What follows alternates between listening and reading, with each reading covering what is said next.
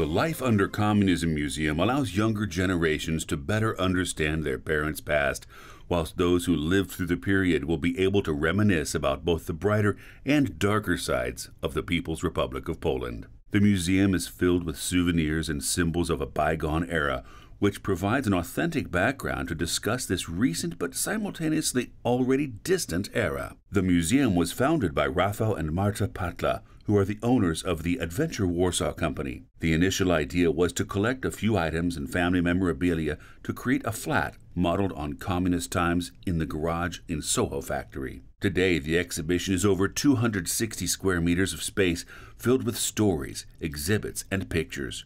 The location is not coincidental, as it perfectly fits with the museum's main theme. Constitution Square is the flagship district of communist architecture. I'm here with Rafał Patla, and we're here at the PRL Museum. Rafał, you're the owner of the museum. Welcome to Poland Daily Culture. Welcome. So, first of all, I'd like to ask you, when did the museum first open? Well, the museum was open like 3 weeks ago, but that's the new location. The past museum we had in Praga district, it was open in 2013. 3 times smaller and much more alternative location, and basically a completely different exhibition, slightly different exhibition. This is the new face and much wider subjects that we wanted to talk about. So tell us, what is the main idea behind the museum? Basically, we wanted to show, talk about life in general of people in communist times. This is what, in our opinion, is the most interesting for people. But the change is that we want to also explain the history with a timeline, the history of the beginning. We want to explain how it all and why it started, where it comes from. So all the propaganda of the 50s and centralization of economy and so on.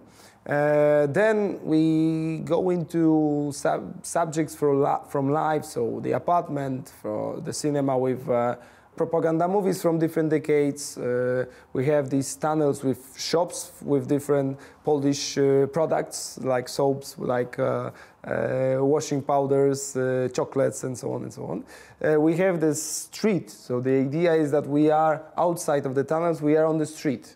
So we talk about, we see Polish Fiat, we see telephone box, we see soda water machine, which is the only one in Poland, I suppose.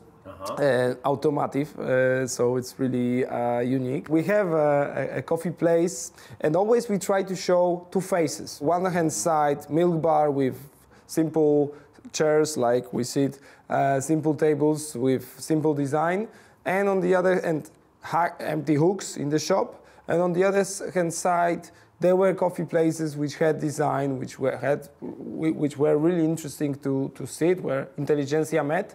And we had restored a coffee bar called Antyczna, where we have the murals that were used to be there, lamps, and so on and so on. So we are trying to show these 2 faces everywhere, and basically the museum is about the communist times, which were not black and white. Tell me, what is generally speaking, the most popular feature of the museum? What do you think really captures people's imagination more than anything else here?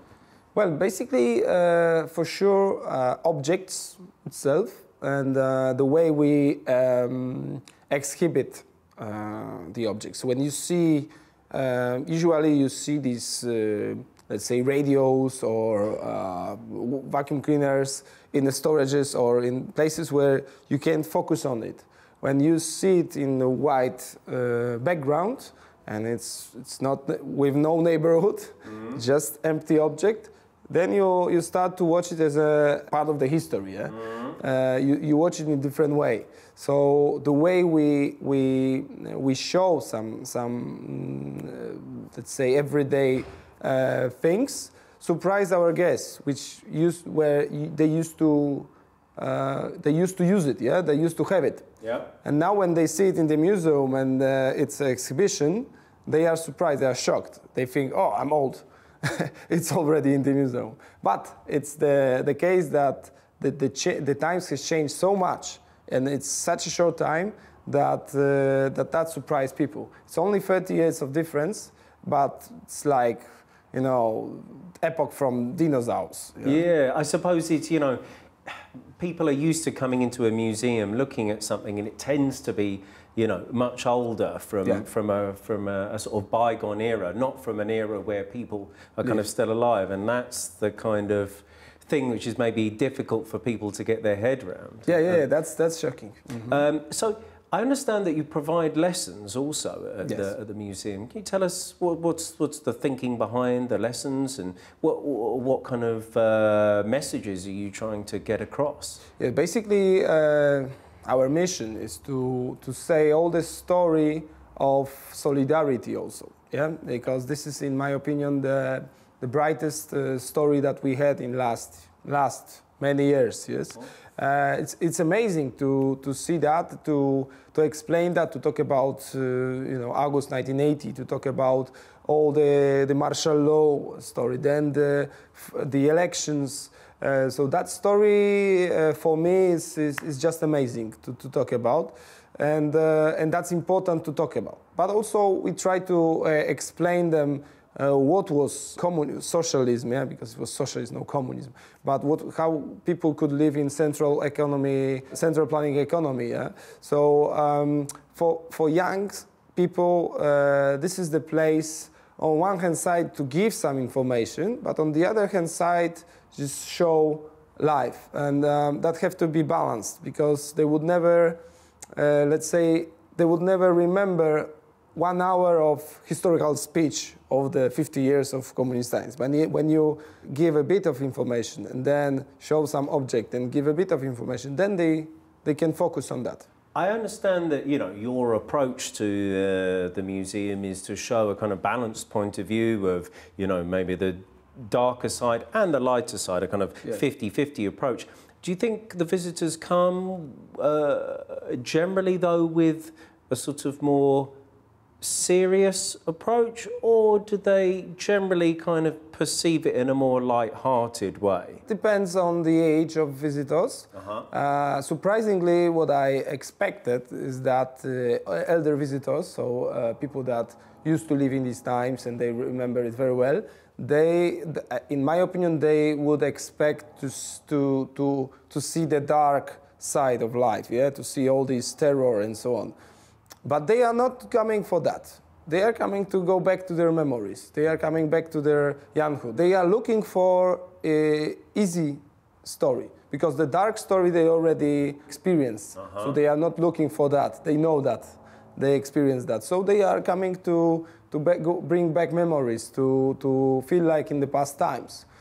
Because, like everywhere, there were two sides of life. No? On one hand side, empty hooks, lines, terror, propaganda, and so on and so on and so on. And on the other hand side, there was this life, yeah? Everyday life of people, much more easy, much more social life.